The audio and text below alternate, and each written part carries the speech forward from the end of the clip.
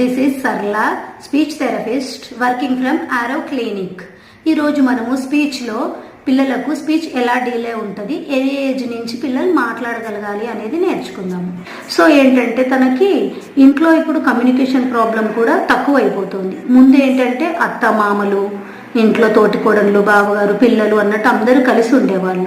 So ఇప్పుడు ఏంటంటే ఇద్దరు మాత్రమే ఉంటారు. సో వాళ్ళ వర్కింగ్లో ఉండడం వల్ల పిల్లల్ని వదిలేయడము, మార్నింగ్ నుంచి వాళ్ళతో మాట్లాడకపోవడము, లేదు వాళ్ళని కొంచెం బిజీ పెట్టాలంటే వాళ్ళ చేతికి మొబైల్స్ ఇవ్వడము, లేదంటే టీవీ చూపించడము. సో వీటి వల్ల ఏమవుతుందంటే వాళ్ళు నాన్ స్టాప్ అవర్స్ చూసేస్తూ ఉంటారు, ఫోన్లు కానీ టీవీలు కానీ. అలా చూడడం వల్ల వాళ్ళు దానికే కనెక్ట్ అయిపోతున్నారు. కానీ మాట్లాడాలి, కమ్యూనికేషన్ ఉండాలి అలాంటిది అనేది వాళ్ళకి ఏది లేకుండా అయిపోతుంది అనమాట. సో దానివల్ల పిల్లలకు మాటలు అనేది లేట్గా అవుతున్నాయి. దానికని మనం స్పీచ్ థెరపీ సెంటర్కి తీసుకెళ్తే కనుక వాళ్ళు స్పీచ్ ఇవ్వడం స్టార్ట్ అవుతే మెల్లిమెల్లిగా వాళ్ళు ఇలా